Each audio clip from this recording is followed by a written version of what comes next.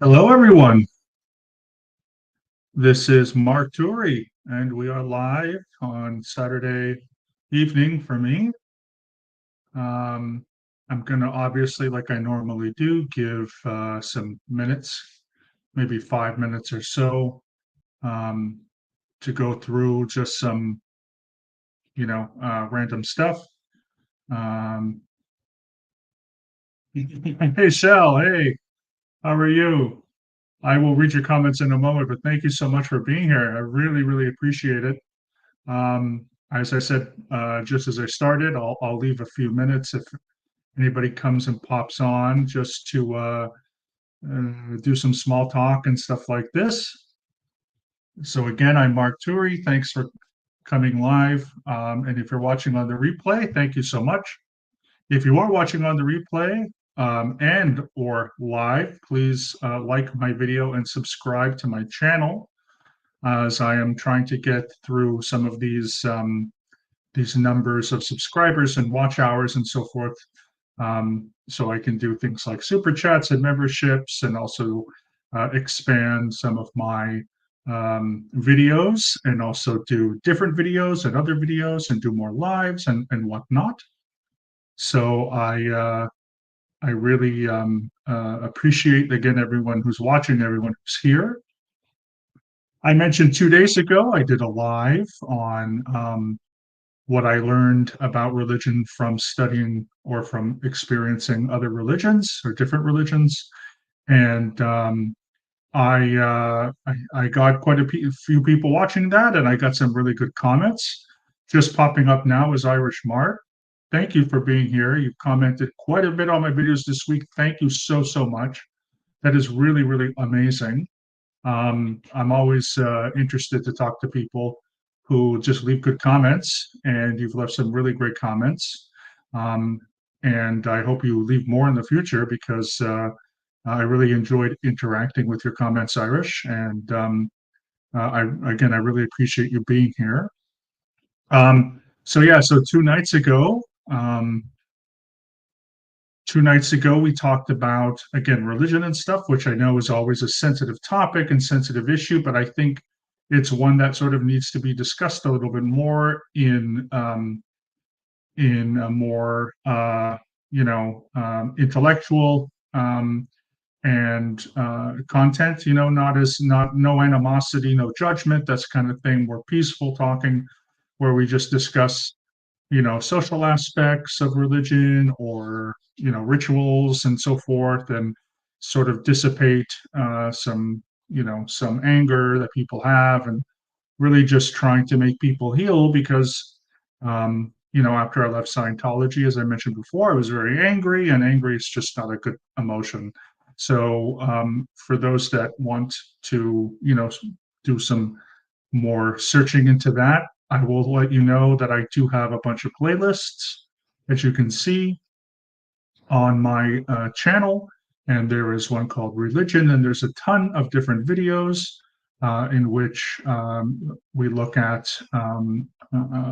different faiths, different religions. Religion for Breakfast and Let's Talk Religion are my two favorite ones. So there are some really good ones there. Let me go through here because there's a few of my friends popping up. I just want to say hi. So again, Shell, hello. Your first comment I will read out in a little bit, but hello, how are you? Um, I hope everything is going well, and we got a lot of geeking out to do tonight. Again, Irish, hello. Hello, everybody. Again, always good to see you. Yes, hi again. Well, thank you so much. Yeah, I've done a lot of videos online, and so I'm happy that people are enjoying it. Um, this week, starting tomorrow and going for the next couple days, I think until Tuesday, maybe Wednesday, I will finish up the last, I think, 3 videos. So I guess that will be Sunday, Monday, Tuesday, if I'm not mistaken, will be my last 3 videos that I did with Doug. And the last 2 have to do with um, the last 2 have to do with explaining the different theological stances, to which there is a video also on my channel about that, what I did last year with the Nerdy Bunch. And then it will be the non-theistic stances and philosophies and so forth, which again, I did another one on the Nerdy Bunch. And then the last one was our Father's Day special that Doug and I did, because unfortunately, Doug lost his father last year in March. And so we talked about our fathers and Scientology. And that one I'm also really proud of. It's a shame it had to be our last one. We had other things that we were going to do, as I mentioned before. But I'm very happy that we closed out with that one. So that one's going to be published. And then I have a ton of Nerdy Bunch videos, so I'll get through. And then I'm going to start, I hope, to get some time to post lives like this and also other PowerPoints. So I'm going to record myself either doing it live like we do here, or I'll pre-record, and then we'll do that. So we're going to do a bunch of stuff as far as languages, religions, history, all that kind of thing. And then again, these will be for sort of random thoughts that I have. I want to make a shout out here to Joe. Hello, Joe. Joe Giuseppe. Appreciate you being here very, very much. Thank you so much for being here. Thank you very much for also, I'm going to answer your last two questions from last week's Q&A this week. So thank you so much on that. Yes, hi again. Here's a question that we'll get to in a moment, if that's all right. But you said you felt very angry towards Scientology. How did you get over that? Also, did you find it difficult to feel anger at all? That's a great question. I am going to start that, and I'm going to get back to that. I'm going to go through your first two questions in a moment, and then after that I will go through that, and then we are going to talk some sci-fi as well, because we have to keep it light and nerdy as well. And yes, Nerdy Bunch represent, yeah. I think we'll make something similar, Joe, in the future. Maybe not exactly the Nerdy Bunch, but I think that you, me, you and I and Chad and whomever wants to come along, Holly or whomever, can come, and we can do lives like this if we have the time, because I think it would be a good thing. And yes, I'm not learning Romanian anymore, unfortunately, but I am learning Spanish. So muchas gracias. And I will say that I did say this 2 days ago, but my video on the history of the Romanian language has over 100 views. It's my most viewed video on my channel. The second with Aaron has just over 50. So that was really cool. I had no idea that would be the one that got me the most attention, and also got a lot of comments on that one from Romanians. That was actually really positive. So that was really cool. I was really happy about that. So again, thanks everyone being here. And I just want to say too, it's been hot. I don't know about any of you, but where we all live, but just wanted to stop so I can go out and have some kind of life, because the heat and I don't really agree, and it's 35 plus degrees Celsius. Today was, I think, 36, which is, over 90 if you're American with Fahrenheit, and it's just not good. I just want to get to, a nice cool 25 to 30 degrees, which is, mid 80s, mid to high 80s if you're American, or somewhere in the 80s. Even the high 70s is fine for me, but that's the weather I enjoy. So now it's been almost 10 minutes. Let's get started. So as I said, tonight's schedule, or schedule, as they say, in Great Britain and in Australia. Also, Captain Picard used to say schedule, so that's how I enjoy it, saying it. I'm going to look at Joe's two questions from last week that I didn't get a chance to, and then we'll talk about the one just posted now, and then we'll get into our sci-fi stuff. So first of all, Joe, you said here, what do you think of Tom Cruise's stunt at the Olympic closing ceremony in Paris? I just watched that, and I mean, the guy is 62 years old and he's still doing these death-defying stunts. He's an OT8, so he probably thinks of himself somewhat as somewhat invincible. And what really got me was when he was running through the crowd to get to the stage. There were all these athletes who were like touching him and stuff. And I guess they were all pre-approved or something, because normally that's a pretty big no-no.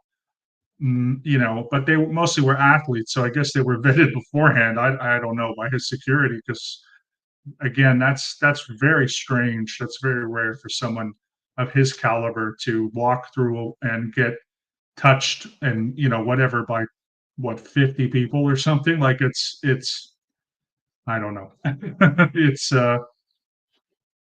Yeah, that was weird. But I mean, who knows? He'll be doing stunts like this in 20 years, maybe. Who knows?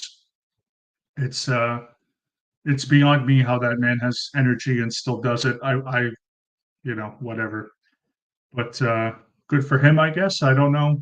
I actually don't mind Tom Cruise movies.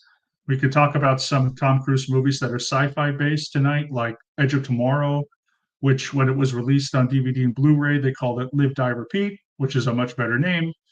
Um, I don't mind Oblivion. It's an interesting movie. So, he's done some interesting science fiction films. Minority Report is an amazing movie. I really love that film. So, he has done and contributed to sci-fi. So we can talk about those things after, because that's like Philip K. Dick and, all this kind of stuff, which, um, is part of our sci-fi tradition here. And the last one, Joe says, did you have any fears about getting involved slash re-involved with your current religion after your experiences of being in Scientology? If so, how did you overcome them? And then I will get into the anger one. Well, first of all, when I left Scientology, I immediately went to a couple other groups. Like I remember going to the Baha'i Faith, because for me, it was one of those things where, although this is not true, in Scientology, of course, they tell you you can be a part of another religion, which you can't. Um, or if you do, your first duty is to Scientology, so you just don't have time for your other religion. But in the Baha'i Faith, one of their teachings, as I mentioned 2 days ago, is that they have these 10 prophets. And so they include prophets from like Moses and Abraham and Krishna and Buddha and Mohammed and Jesus, and a few others.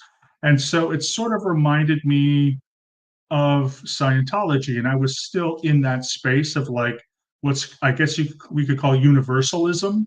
And there's many different types of universalism. There's a Christian universalism, um, which means everyone goes to heaven, regardless of what you believe or whatever. And then that's where the Unitarian Universalists came together. Um, but I would say, that universalistic approach was very attractive. But then when you leave a group like Scientology, and Joe, I know you left a cult, you tend to be very hypersensitive to things that remind you of your previous experience. And one of the things I didn't like about the Baha'i Faith, although I say they're pretty benign, is that you're not allowed to write anything critical of the Baha'i Faith if you're a member of the Baha'i Faith, unless you have permission from some higher up authority. And like that, I'm not saying that the Baha'i Faith is a cult or it's a destructive group. It seems pretty constructive. Members seem pretty independent, happy. Rainn Wilson is a member of the Baha'i Faith. Um, Penn Badgley of Gossip Girl and the show You is a member of the Baha'i Faith. So was Alex Rocco, Dizzy Gillespie. Like a lot of people have been, and I wouldn't call it a cult, but it certainly has that weird thing of like, well, why can't I criticize the organization? And so that triggered me. So I left. I did start investigating when I moved to Los Angeles, one of the biggest movements there is the Soka Gakkai International. I met some Soka Gakkai members at a student clubs fair at my community college, which was Santa Monica College. And they had a center 6 blocks from my campus. And I went there a couple times. And if you know anything about SGI, when you become a member, you receive something called the Gohanzo, which is a scroll, Japanese scroll, with some Japanese characters on it. And they were just very pushy. So I got triggered and I left that. Now, who knows? Did I save myself from, going to a second cult? Maybe, maybe not. I have no idea. Um, I really don't know. I do know that there's a lot of critiques of the Baha'i faith because of that idea of holding back criticism. And then in the SGI, it is a bit more high demand. So, once you've received the Gohanzo, you have to pay for it. It's like $20, and then there's some volunteer hours you have to put in. And although it may not necessarily be as bad as Scientology, there's a lot of people who have been, hurt by that as well. And then they go and they join what is called Nichiren Shu, which is a very mainstream form of Nichiren Buddhism in Japan. Japan, of course, if you know anything about Japanese Buddhism, the two most popular schools of Buddhism is called Jodo Shinshu, which is a form of Pure Land Buddhism, and the second is Nichiren Shu, and then after that they have things like Shingon and Tendai and all this kind of stuff. So yeah, it's you know most people do that, and I have actually, by the way, I actually studied Nichiren Shu in Toronto for a little while. And then again, I never had any fear over there. They're very mainstream, very good people. There's a ton of ex-SGI members who go to Nichiren Shu. A lot stay, some leave. Again, it can be a waiting room, until you leave, or it can be, someone's way to work out their own peace, right? Like I know some people who have left the Latter-day Saints religion, and they, will go to a Protestant church or a Catholic church or an evangelical church just to sort of, sweat it out, so to speak. And then sometimes they stay and sometimes they go, but they just want to experience another flavor of their own religion. In Scientology, that's what some people do with the independent movement. They want to sort of sweat everything out, so to speak. Before if it's for them or not, and and everyone has the right to do that. So for me, I was definitely on high alert. Then I got obsessed into this political fringe group that I was a part of for a long time, and that was almost a decade. And then I was going back and forth to this quote unquote secular groups, and then really I stopped doing that 3 years ago, maybe four. And because I had over a decade of experiences, I was like, you know what? I have to take some time away. And it was good that I moved here to Budapest and I didn't have contact with the sort of echo chamber communities, secular communities or religious communities that I had left. And I was like, what do I actually believe? You know, because a lot of these groups, whether they're secular or religious, there's always some statement of like, you have to know what you believe. We know what you believe.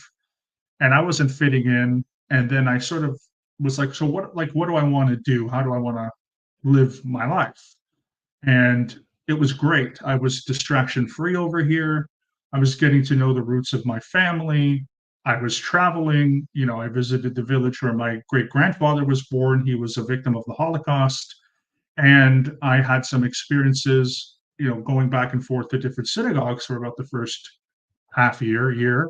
And of course, I had some good experiences, some bad experiences. But then I found a place that I enjoyed. I liked the people.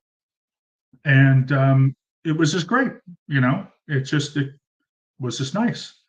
And it was the same denomination of Judaism that my grandfather, so my father's family, who live here. that they're a part of. They know the rabbi. They go to other places, but they know the rabbi. Anyway, it just ended up being nice. And then I do what I do every day, and I just was able to at least feel better and not as angry because I wasn't trying to be someone else's idea of what I should be. And there were a lot of toxic people that came in and out of my life within those last 10 years. The people that gave you the purity test, you know what I mean?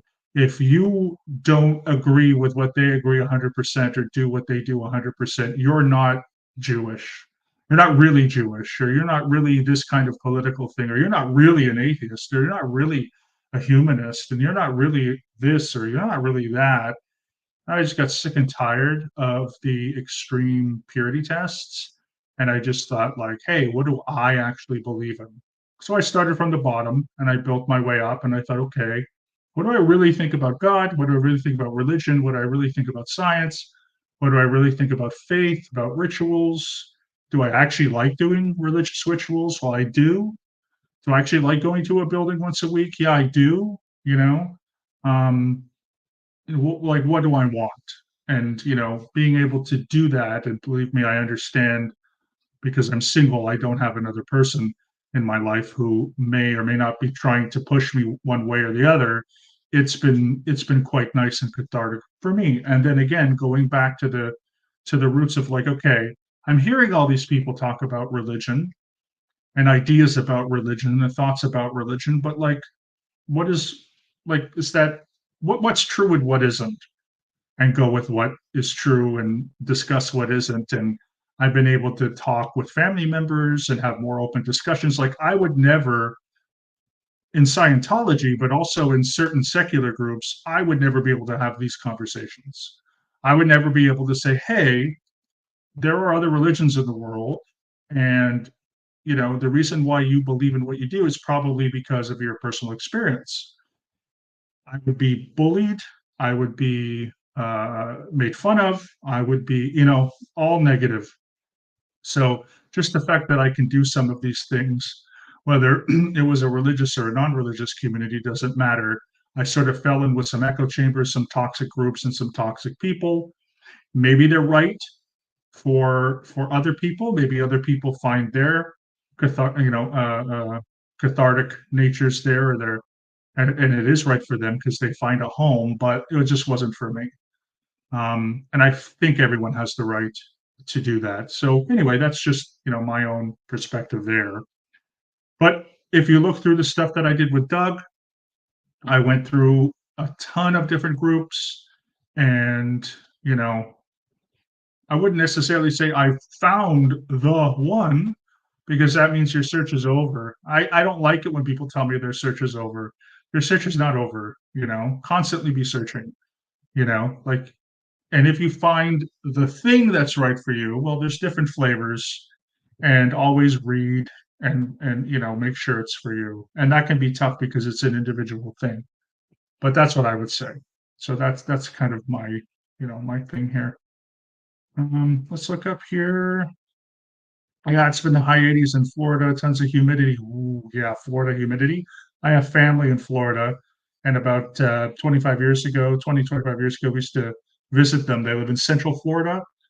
Whew, yeah, that humidity is nasty. Um, that's right. German. Ooh, German. Yikes. 80 is 27. Okay, so that's like what I like. Even a couple degrees less is good.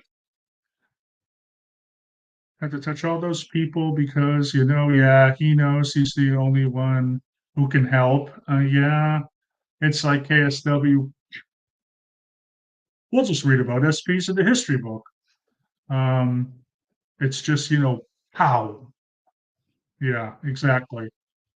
He's the only one who can help if you're in an accident. That's great. I've heard some bad things about SGI. Yeah. I like Japanese Buddhist traditions because I like Japanese culture. So I really like Nichiren Shu, but you know, I don't know why I didn't, it's just I practiced it for a bit and, subjectively speaking, it just wasn't for me at the time. But yeah, I live in Central Florida. Do you know this? If you know Sebring, Florida, that's where my family lives. Oh, hey, Marilyn. That's amazing that you're here. We're talking about science fiction tonight. Um, if you can stay, if you can't stay, it's okay. I'm just finishing up a Q&A that Joe gave me some questions, and then we're going to talk about science fiction. So if you want, Marilyn, you can leave if you have a favorite sci-fi book, television series, film, comics, whatever, or even a type of science fiction that you really love or something like that.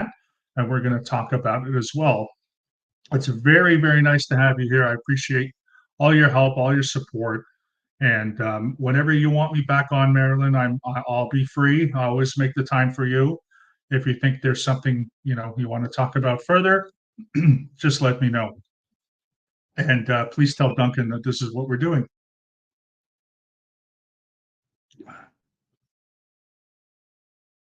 2.5 hours, yeah. So, like, yeah, exactly. Yeah, Sebring is pretty much right in the center. I think it's a few hours north is Orlando, and then a few hours south, of course, is Miami. So it's like almost right in between. I want to say there's a place called Whitehaven or something like that that's close by. That's a pretty large city. And then it's in Highland County. And also, I think it's Lake Placid and it's just a little bit north of Lake Placid. But I do have a lot of memories in when I used to eat pork. Sebring had an amazing Cuban restaurant and deli that we used to get Cuban sandwiches and fried plantains from. That's, by the way, when I was a kid, my family spent 5 consecutive winter breaks in Cuba. And now that I'm learning Spanish, I'm like kind of getting, a lot of memories are coming back. And I wish I could go as an adult because, of course, I couldn't drink. I was 5, 6, 7, 8, and 9 years old, or 6, 7, 8, 9, 10 years old. I can't remember. Um, but the cigars, the beer, Cristal beer, the Havana Club rum, and then speaking Spanish and eating sandwiches without pork now, but fried plantains. Man, I have a lot of memories, and especially of Havana. And my family stayed near Santiago de Cuba, which is gorgeous, and Veradero. And I remember my grandparents because they spoke Spanish, and they loved it there. Yes, hi, Marilyn. And that just being, I know South Florida, I know Miami, lots of Cuban Americans. I love it. Hey, Joe. Well, there you go. And all right, no problem, Chad. Again, you, Marilyn, Joe, you guys, and Shell and Irish, and there's so many people here that come out consistently, making a little audience here. You're going to be my I guess my first 5 or 10 founding members. If I do get to membership status, I'll give you guys some good stuff here. I don't have any moderators, by the way, right now because I can moderate back and forth. But if you want to volunteer for that, go right ahead. And Peter, hello, Peter. Yeah, that guy is back. Pete's here. So the last one, Joe, and then we're going to go on to the sci-fi one. Is Joe said a really nice question here about anger. So I was mentioning before, trying to have anger dissipate and dissolve in order to find some kind of balance, harmony, and being, somewhat content, which I think after a cult experience or an abusive religious experience or an abusive relationship, having that, cathartic experience, letting go and being more content and willing to put parts of the past, the whole forgive but not forget moniker is very important. So she says, you said you felt very angry towards Scientology.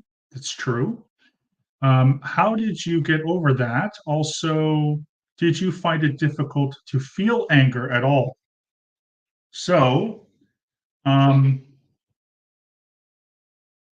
I felt very angry and very hurt when I left Scientology.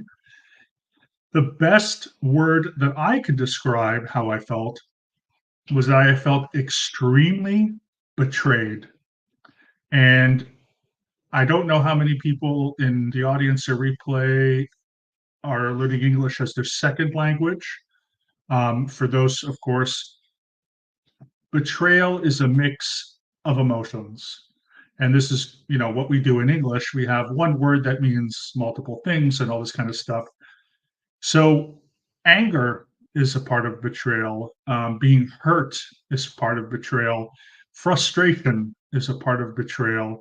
The feeling of loss and grief is a part of betrayal because it's when somebody wrongs you, when they do something wrong to you, whom you trusted previously. They break your trust. And it's a mix of very negative emotions. And that's exactly what I felt. I felt hurt. I felt scared.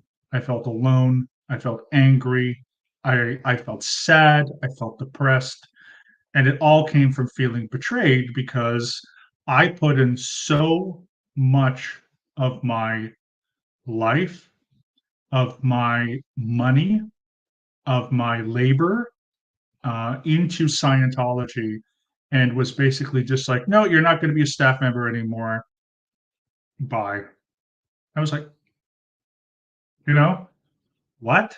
And then when I tried to get help, nobody helped me, and I felt very hurt by that. So I felt an incredible amount of anger. And I kept that anger for a few months, that betrayal for a few months. And I know that time does not heal all wounds, but in time, when you have a wound, you start to get used to it a little more.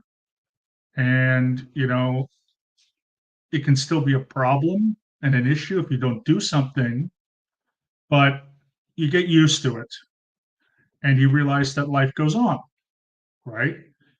I felt survivor's guilt when I left Berlin because I would wake up in the middle of the night and think, you know, I've left these people in Treasury, which, if you want to hear about more on Treasury, please go to the latest video that I did with Marilyn just a short while ago, and that they would have more work because I wasn't there and I survived and I was eating and whatever, eating good food and whatever, and they were stuck.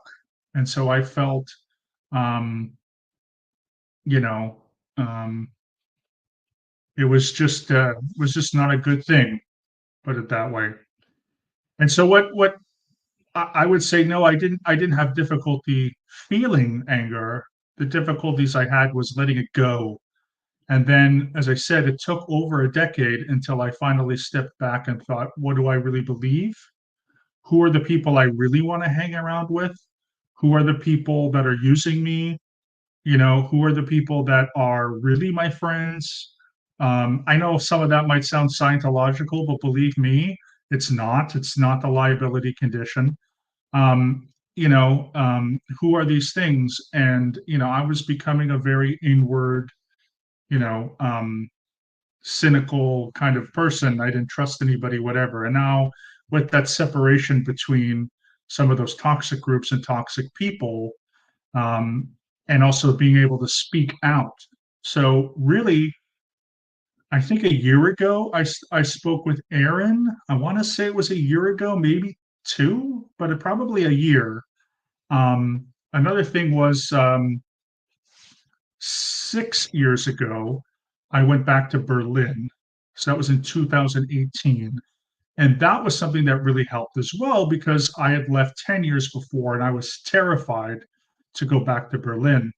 I was scared. And then when I went there, I was greeted with a couple members of Anonymous and we protested. And one of them told me that a fellow staff member that I knew, her name is Sabrina, had left Scientology. And I got in contact with Sabrina and we talk very regularly. So that helps.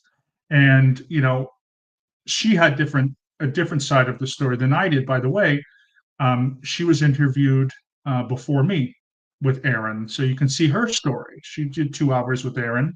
I think about a week or so later, I did my 2 hours with Aaron, and she went through a hell of a lot more than I did, being a woman, having a physical assault. A lot of disgusting things happened to Sabrina, and she's a really wonderful person. And again, we talk regularly.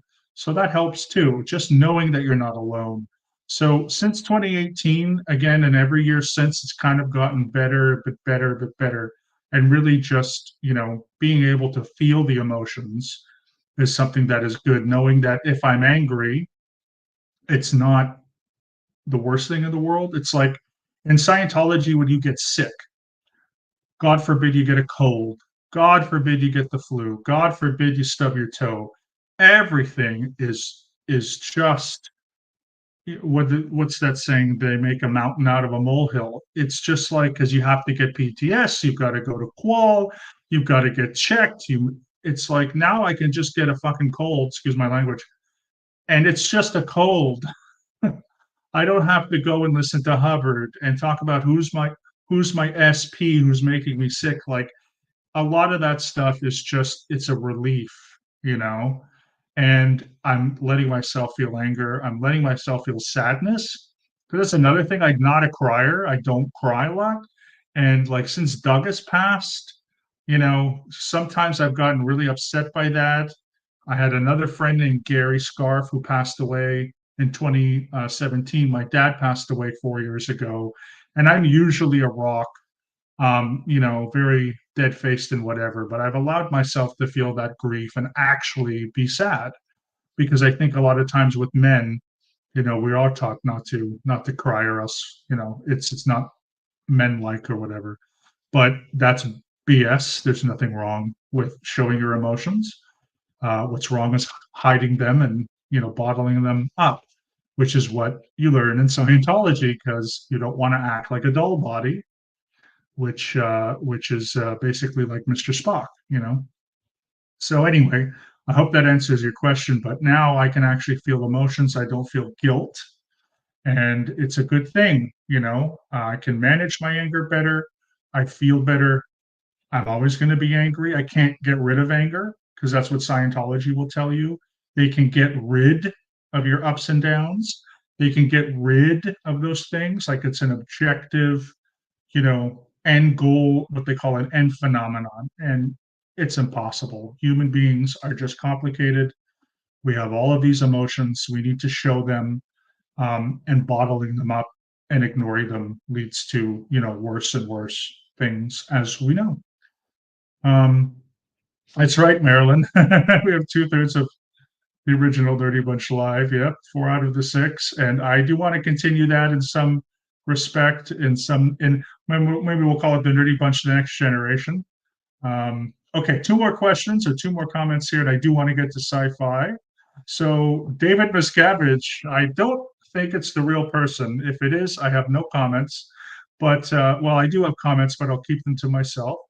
Mark Touré, I ask you this: are you ready to confront the barriers holding you back on your spiritual progress? The tech is precise, Mark. It requires dedication, discipline, and the courage to face the truth. Thank you, David. I'm going to not answer that, but I hope it works for you. I miss Doug too. Yeah, I cry plenty between both of us. It was so sudden. Doug was a chain smoker, and I think he had some health issues that he just, for whatever reason, maybe he didn't have the time, didn't have the money, didn't have anything, which is why it's important to have universal health care. I know I'm Canadian. I know Americans don't like it when we talk about universal health care. I'm not a communist. I'm not a socialist. Okay. It's just like I live in a country, okay, that Fox News people love or supposedly love, Hungary, and we have universal health care. You guys just need it. There's so many people in America who don't have access to health care. I don't know if that was Doug's issue. I can't tell you if that was Doug's issue. I hope it wasn't. But regardless of it, going to a doctor, going to a hospital, getting The healthcare that you need should not cost tens of thousands of dollars that you're responsible for. If you want to call me a commie pig, go ahead. I lived in a communist country for a little while. My grandfathers were communists. I know everything about communism. Universal healthcare is not communism, okay? And I've read Karl Marx. I'm not a Marxist. I'm not a socialist. Universal healthcare is not that. Anywho, I'm off my soapbox. Um, and that's just me. I hope that doesn't offend. It's just my opinion. If you have another opinion, that's totally fine. But, I really, really wish that Doug didn't pass. It was sudden, it was tragic, and I miss him very much. And all of the videos, all 7 videos that I'm replaying, are dedicated to his memory. And yes, Doug had a fantastic way of conversing and interviewing. Marilyn, your interview with Doug's were really, really great. Okay, so we all miss Doug. I love him so much. He was also a science fiction fan. He told me he loved the movie Brazil. So this is what we're going to do to lighten things up. We're going to do a tone drill exercise, and get the mood up. Although, of course, I'm saying that facetiously because there's nothing wrong with grieving, and remembering our friends that have passed. We all have friends and family who have, including myself. But I do want to talk about science fiction. So, as we all know, if we're here, we have some interest in Scientology. The 2 biggest facts related to Scientology is that its founder, Lafayette Ronald Hubbard, was a prolific science fiction writer. He wrote Battlefield Earth, and then he wrote the Mission Earth series. But even going back before, as both of those books and series were printed and published in the 80s, but even in his days of writing pulp fiction, he did write science fiction. Of course, because I always like to give people the benefit of the doubt, he did also write romances, detective stories, westerns, etc. But he is 100% always going to be known for being a science fiction writer. And the second fact is that really, when we read and get to know things like the Xenu story, um, it is science fiction. It's what in Scientology they refer to as a space opera. Another very important, influential classic science fiction series of films and comic books and television shows, Star Wars, is also a space opera. These are big, sweeping epics that take place on multiple planets. They have adventure stories, etc.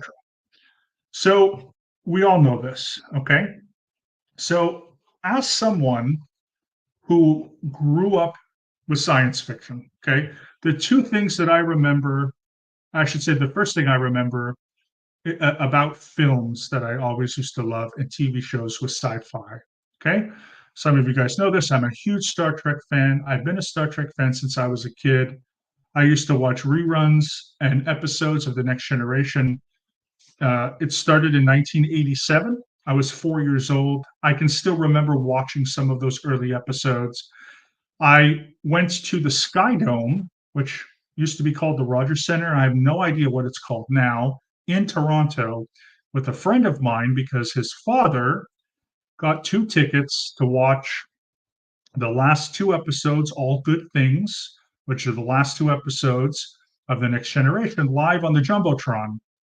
And that was back in, I guess, the spring of '94. So I was about 11 years old.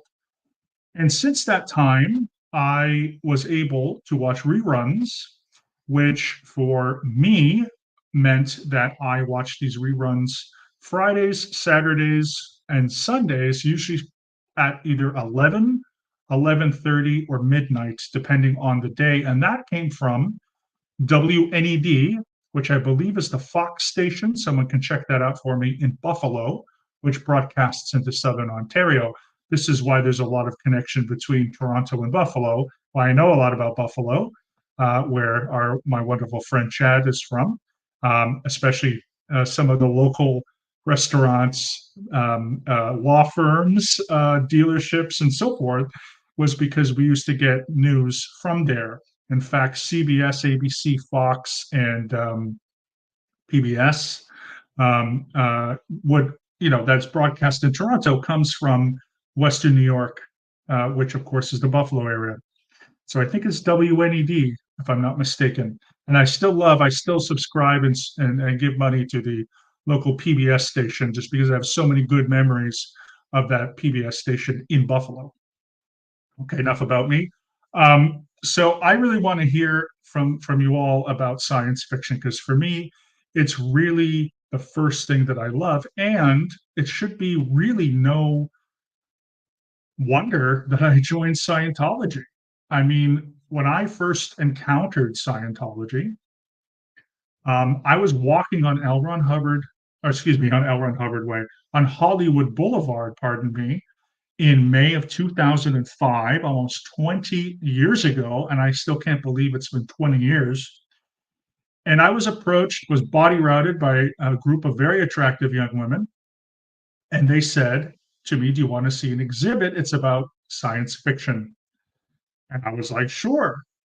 And of course, I was in front of the L. Ron Hubbard Life Exhibition, which is at Hollywood and Ivar at 6331 Hollywood Boulevard. And you know what? They were probably a quarter right. Um, the L. Ron Hubbard Life Exhibition does touch on L. Ron Hubbard's, science fiction, but of course, it's essentially an overproduced museum and propaganda to get people interested in Scientology, which for me worked. And so I was intrigued because I knew Battlefield Earth. I had read it. I also knew that a lot of other science fiction authors, people like Arthur C. Clarke, Philip K. Dick, Robert Heinlein, William S. Burroughs, and others either knew Hubbard, knew of Hubbard, or, in the case of Robert Heinlein, personally knew Hubbard. Um, and that Hubbard was a part of the golden age of science fiction, whether we want, whether his stories are embellished, maybe not as important as Isaac Asimov, let's say, or people like them, but he was very, influential. And so that's kind of where it starts for me. I will tell you, two also other than Star Trek: The Next Generation. Of course, I love the original series.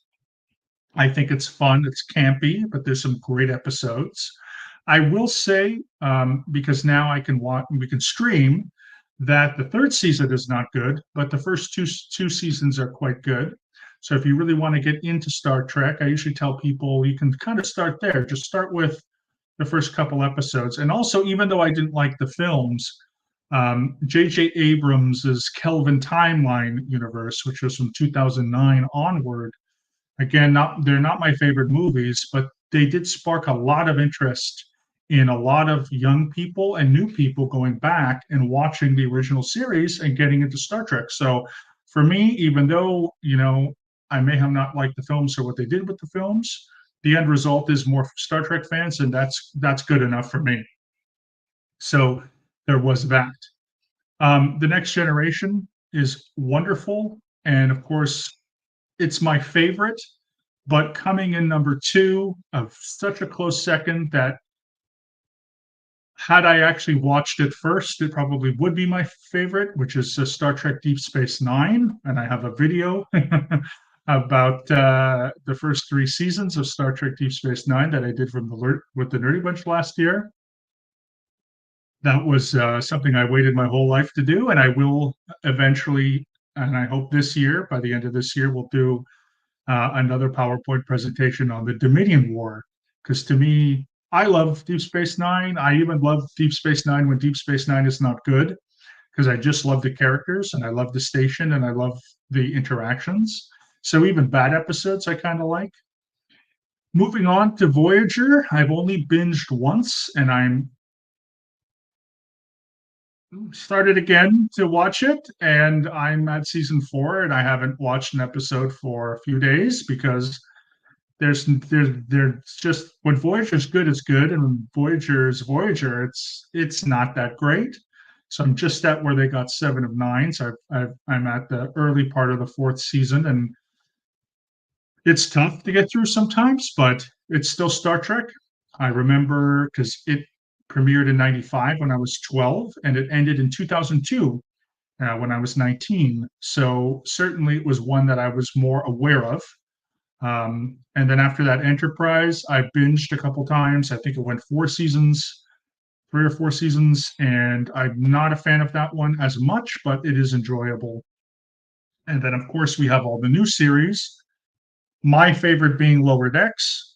I don't like Discovery. I haven't seen Strange New Worlds, haven't seen Prodigy, and the first 2 seasons of Picard, I did not like at all. But the last season is some of the best Star Trek I think we've had for years. And there's an episode called Imposters, which is in my top 10 favorite episodes of Star Trek of all time. And if you want to know what my favorite Star Trek episode is of all time, it's called Duet. It is, I think it was episode 19, 18 or 19 of the first season of Deep Space Nine. And that is an incredible episode. And that one is a great one. Of course, I love Best of Both Worlds and a lot of the other stuff. Um, so there's for Star Trek. Okay, let me go through some questions here. Mark Turi, I ask you, have you truly grasped the magnitude of Revolt in the Stars and Battlefield Earth? I have read Revolt in the Stars, by the way. These aren't just science fiction, they are principles of truth to mankind's future. Again, whatever you want to believe in, David, go ahead. But I have read Revolt in the Stars. It was a screenplay. Star Trek: The Next Generation, Voyager, Deep Space Nine are available on free for Pluto TV. Okay, unfortunately, I can't get Pluto TV because of where I'm located, but and I don't have a VPN. But I guess if you have a VPN, you can also do that. But yes, if you can watch, you know, there's just so much great stuff in Star Trek. Star Trek NG is my favorite as a teen. When it first aired, and I binged the episodes. Yeah, I've binged TNG and Deep Space Nine, DS9 the most, probably 6 or 7 times each. And even from TNG, I go from episode one because season 1 and 2 are not great. Seasons 3, 4, 5, and 6 is the golden age, and season 7 is mixed. It starts pretty good and it ends pretty good, but there's a lot of weird stuff in season 7 of The Next Generation. In addition to that, I would say for Deep Space Nine, it's like before the Dominion War, after the Dominion War, and I actually don't mind, as I said, the first maybe let's say 2 or 3 seasons. You really have to like politics. If and some people don't like it, and then once like season 5, 6, and 7 pick up with the action when the Dominion War begins. But I I just whenever I get to that last episode, what you leave behind, um, to me, if you haven't been there for some of the more quote unquote boring episodes or quiet episodes, I don't know if it makes such an impact, man, because like O'Brien goes through the ringer, Kira goes through the ringer, Cisco, like Odo and Quark, like I just care about these people so much. And I know, Jadzia Dax, spoiler alert, um, Terry Farrell had a contract dispute and wasn't back for the last season, but I even like Ezri, you know. I want to see them do well. Bashir, I like too. He's very annoying at first, but again, he changes and he becomes like by the end of the episode or by the end of the series, he's really, really comes into his own and the writing is fantastic. So that's for me for Star Trek. I will say, as far as Star Wars is concerned, I do enjoy Star Wars. I like it. I've liked Star Wars since I was a kid. I had action figures. I had the X-wing, Y-wing, A-wing, and B-wing action figures from Mattel or whatever it was. Um, 1977 I wasn't around. 1980 was the Empire wasn't around. 1983, the year I was born, was of course Jedi. So I started to watch Star Wars was on television growing up, and then in 1997, some of you might remember, George Lucas put out the special edition for the 20th anniversary, and my dad bought the set on VHS. Also, before that, the very first time I came to the place where I live now, Hungary, I was 11 or 12. I think I was in 94, 95. And my cousin was a big Star Wars fan. And he basically introduced me to Star Wars, even though I had watched it a little bit here and there. If we even go back to the 80s and 90s, there was a show called The Muppet Babies. I don't know if anybody remembers that show, but they used to do Star Wars stuff. So it was always in my memory, Star Wars and Star Trek. Um, and so then the prequels came out, and I watched the number one, so episode one in the theater. I didn't really like it, so I skipped episode two, and I went directly to episode three, and I was very lost, but I still loved episode three. 10 years after that, okay, so like 2000, maybe it wasn't 2015, maybe it was 2011 or 12, maybe a few years after, I was like watching Attack of the Clones because I did a binge with a friend where we started at episode one and we ended it at episode six. And I'm watching episode two. I'm like, I don't think I've seen this movie before. I will say it's not the best movie, but I do like Obi-Wan's B story where he goes on a little detective hunt. The rest of it I don't like, but I like the Obi-Wan stuff. And then, of course, episode three. So I'm a little mixed on the prequels. The recent prequels, episode 7, 8, 9. I actually like The Force Awakens quite a bit.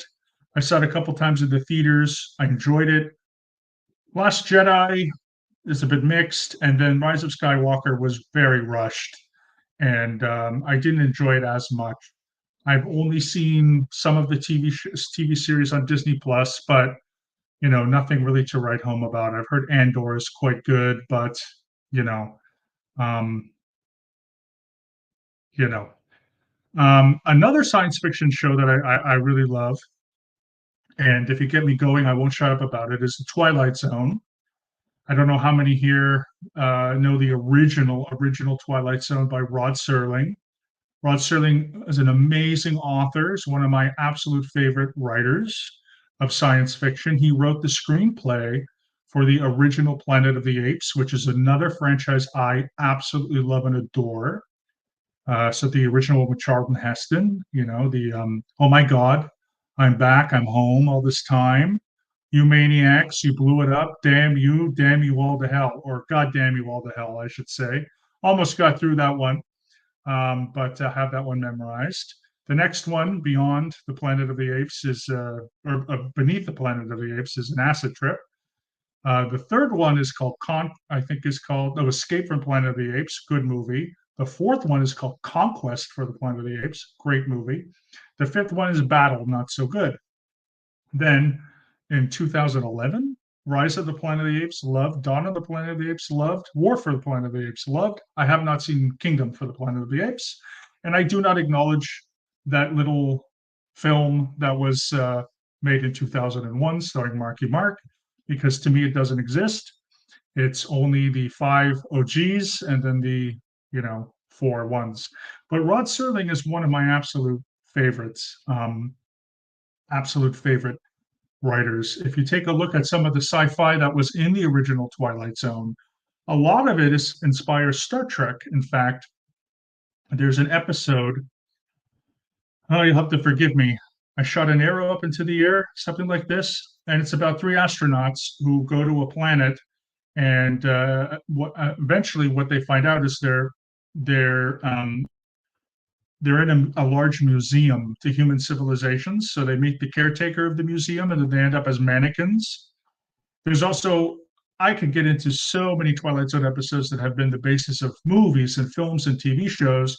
I also mentioned a couple of times ago that I'm a big Simpsons fan. So if you ever watched the Treehouse of Horrors, they do so many Twilight Zone inspired episodes and little snippets. Of course, Treehouse of Horrors has 3 sort of shorts, I guess you could say, or 3 acts.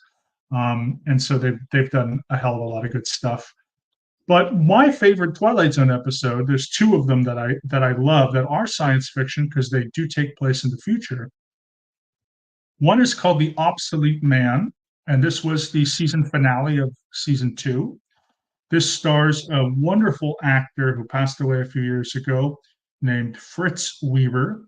And it also stars a Twilight Zone regular, which was Burgess Meredith, who you will remember as breaking his glasses in that episode about time. There was time now. This time, all this time, breaks his glasses. That's one of the Time Enough at Last. So that's one of the most famous episodes of the Twilight Zone.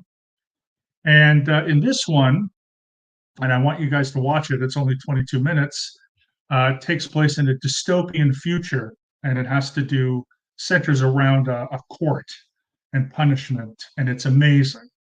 So that is considered sci-fi. And the second one is one called People Are Alike All Over, which I believe is from the same season, maybe the third season. I've forgotten the first, second, or third season. I've forgotten. It stars a very young Paul Comey, who was in a Star Trek episode called Balance of Terror, which is the first time we see the Romulans, and then also a young Roddy McDowall, who would go on to play in Planet of the Apes. It's all connected. And they go to Mars. I think it is Mars. Yeah, Mars. And stuff happens. And I want you to watch that. People are alike all over. Marcuson, you were right. People are the same. People are the same everywhere. Anyway, I love that one. I also love Third from the Sun. I also love the one, oh, anyway, I've forgotten already. Anytime there's aliens, monsters are due on Maple Street to serve man, etc. So I can eat that stuff up, and I just love the Twilight Zone. I've seen every single episode. It's fantastic. Let me go through and look at some of these comments here.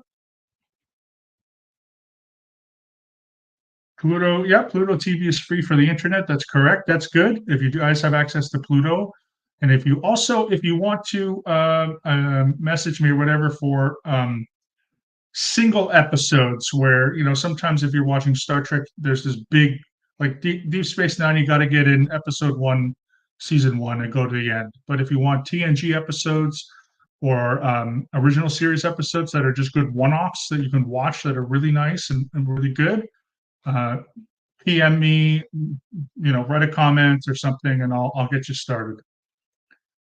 Deep Space Nine has the added bonus of O'Brien. Yes, the Irishman O'Brien, Chief Specialist, Senior Chief Petty Officer O'Brien.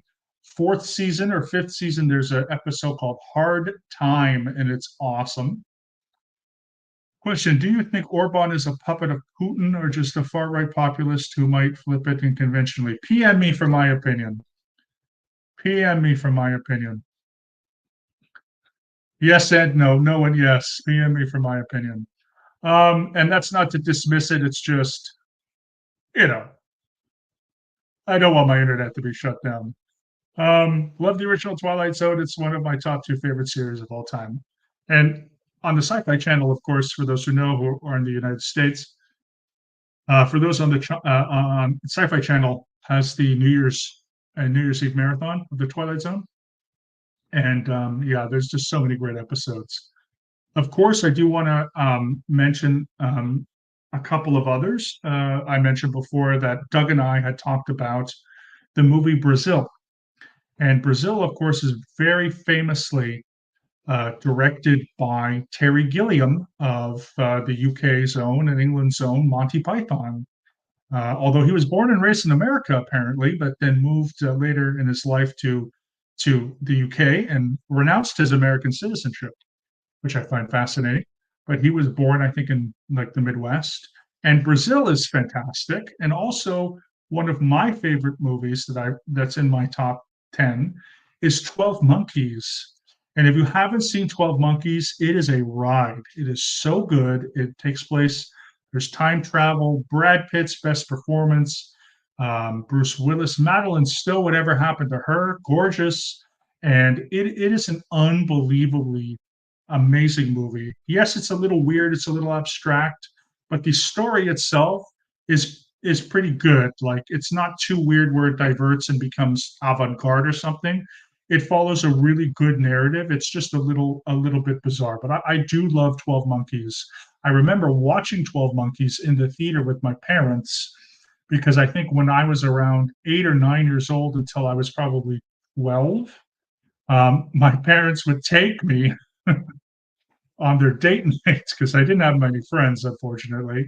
So they had a Saturday night at a movie and dinner. And so I remember seeing 12 Monkeys, and that is an incredible film. I also want to mention the works of Philip K. Dick, Scanner Darkly, Blade Runner, Minority Report, many, many more. I really love Scanner Darkly. It's a great movie.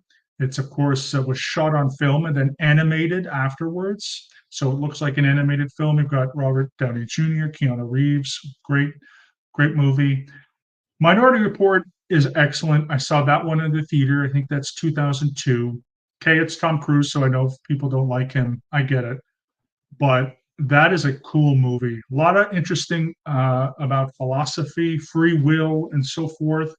Very entertaining. Got a lot of action. Colin Farrell, one of my favorite actors, is in that one. Great movie. I completely forgot about Total Recall with Arnold Schwarzenegger. They did the remake with Colin Farrell. Who I've never seen it, but I love Total Recall. Paul Verhoeven's Total Recall with Arnold Schwarzenegger is a great, great movie. And it's one of those where is he in recall? Is he not in recall? I love it. I love the mystery. I love the effects. I love all that kind of stuff. And then Blade Runner. Blade Runner is one of those movies where I think you have to watch like the director's cut because if you watch the theatrical cut, it's not very good. And I have watched the theatrical cut before the director's cut, and the director's cut is really great. There's no voiceover. And as I get older, I've gotten more into that film because when I first watched it as a teenager, it went over my head. Also, um, 2001, A Space Odyssey by Stanley Kubrick, probably my personal favorite director, was another film that I watched when I was a teenager and went over my head and I didn't like it. And then recently I watched it again, just not too long ago, within the past 10 years. And I really, really love that one. It's a bit freaky, it's a bit long, but it's good. Okay, let's go here. Red Dwarf, yes, of course, Red Dwarf. Doctor Who, English sci-fi is great as well. I haven't really watched a lot of the original Doctor Who, but I have watched from Eccleston on, and especially David Tennant. I really like, so I've watched their incarnations. I'm not a big fan of Matt Smith, and I haven't watched anything afterwards, but I really do enjoy British sci-fi. I think it's actually really, really interesting. And Red Dwarf would come on when I was a kid a lot because in Canada we don't just get American TV, we get a heck of a lot of BBC Channel 4 and other kinds of British sci-fi and so forth, and comedies and soaps. I'm rewatching DS9 for the fourth time, I think, and I just watched Hard Time last night. Yes, Hard Time is like holy crap!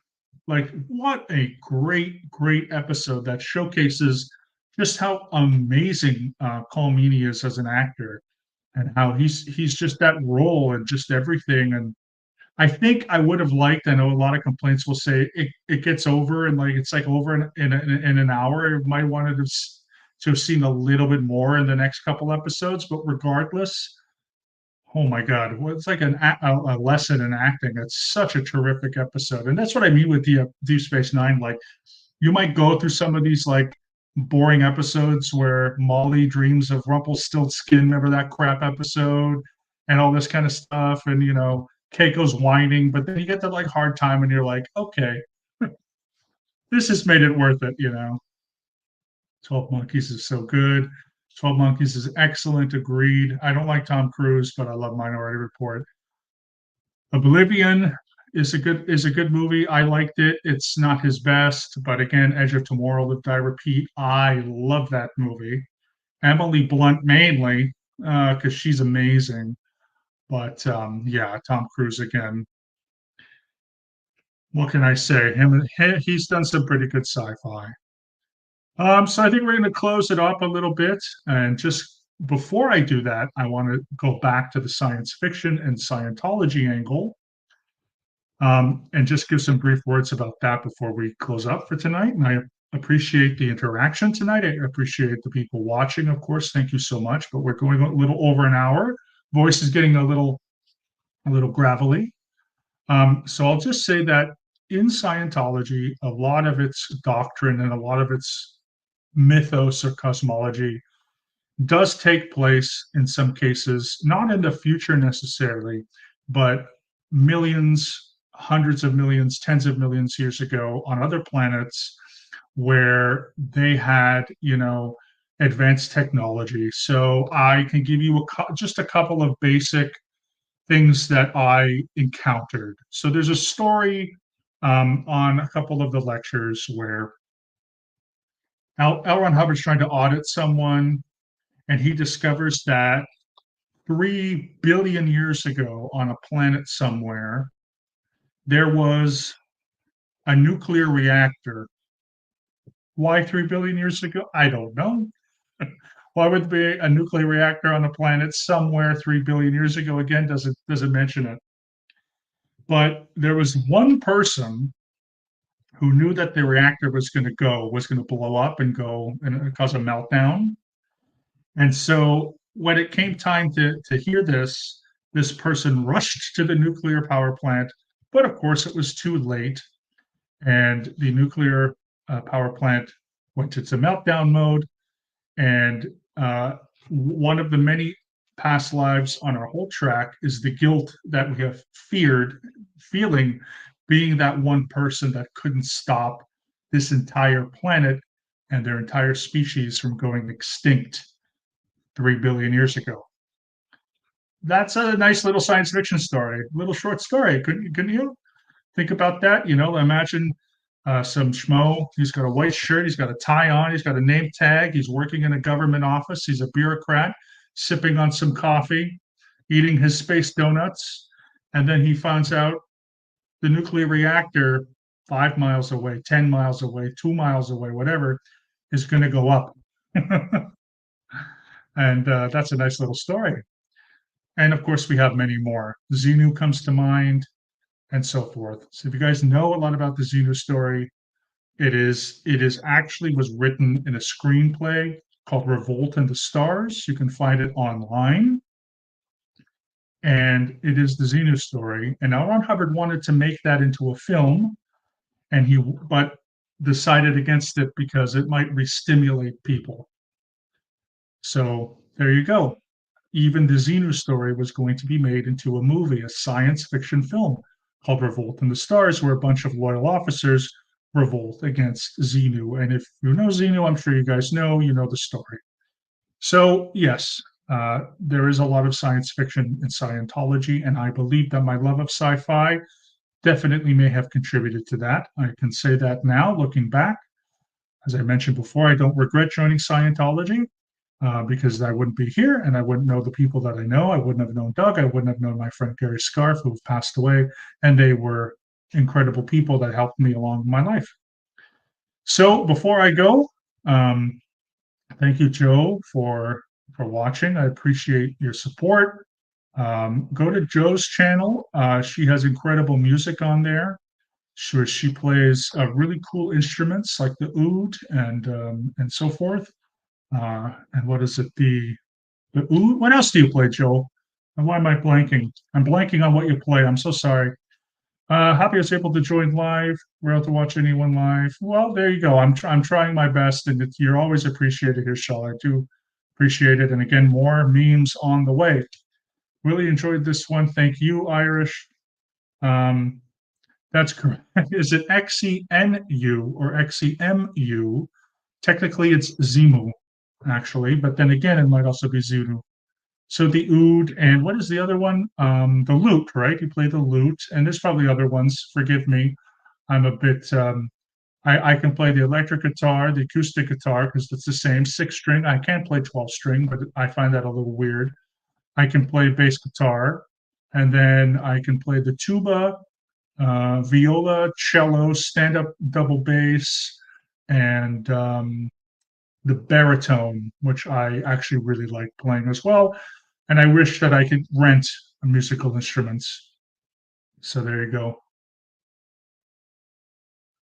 When do you get to see me play? Well, when you post some videos, you post every once in a while. You will post videos. So you posted one Elephant, wasn't it? A song that you made, right, Joe? Am I not? I hope I'm not hallucinating. I think you posted one a couple days ago where you did post a song. Um, but when do we get to see you play? I can't read half the time. Again, pardon me. Go to see Joe because Joe posts herself playing a lot, and she's great.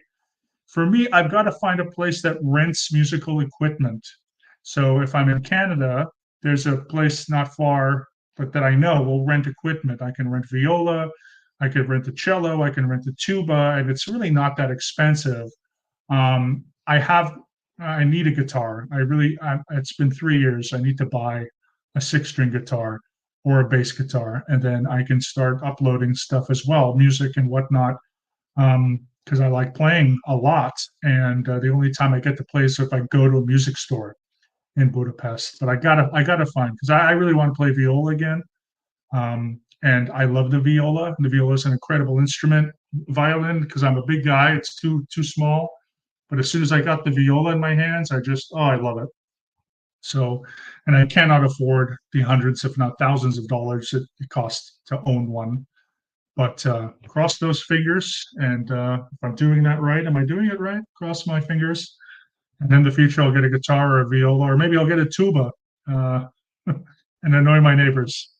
But thank you, everyone. Please, thank you so much for being here. Again, everyone who comes here, thank you for being so supportive. Thank you for the likes. Thank you for the views. Thank you for the watch hours. Again, I'm only starting again, but I'm just incredibly happy and incredibly lucky that I have a good core audience of very curious people and David Miscavige, who just joined us. But very good people, very curious people, and again, a lot of this stuff. It's just I don't know, 4 or 5 years ago, I'd be terrified in front of a bunch of toxic people to talk openly about religion and how we should be content and happy and still can have your opinions and whatever, but people don't want to talk about it. And I found people who do, and I'm just very appreciative. Even if you disagree, that's okay. What is this? Drücken der die Daumen? Dolman? That's got to be Deutsch, right? That's German. Drücken is squeeze. Because we used to say squeeze the can. Drücken die Dosen. I still remember that. Drücken die Dosen when we were on the cans, when I was getting security checked or whatever, or doing work clearing in Berlin. Drücken Sie Dosen. Danke. Drücken Sie Dosen. Danke. Drücken Sie Dosen. Danke. Anywho, um, tell me what that means, Joe. Drücken dir die Daumen. It means press your thumbs. The German equivalent of cross your fingers. Okay, there we go. There we go. It's been a little while. German. Yeah. Yeah. I still have some work to get rid of the German that still haunts me to this day. I'm being facetious. Anyway, thank you, everybody. Million times thank you for your support, for your well wishes. And I'm not sure what my schedule will be like next week. I will probably want to do during the week another off the cuff kind of thing. And then if Saturday, at least for the next little while, seems to be open, I could come up with different stuff that we can do specifically Saturday at this time because it feels good. And look out for my stuff with Doug. Look out in the next couple of weeks for more of our previous episodes of the Nerdy Bunch. And then after that, let's look forward to some more Q&As and some more originals. Thank you, everybody. Please have a good night, a good evening, a good day, a good afternoon, wherever you are. Thank you very much for being here. And thank you for supporting my channel.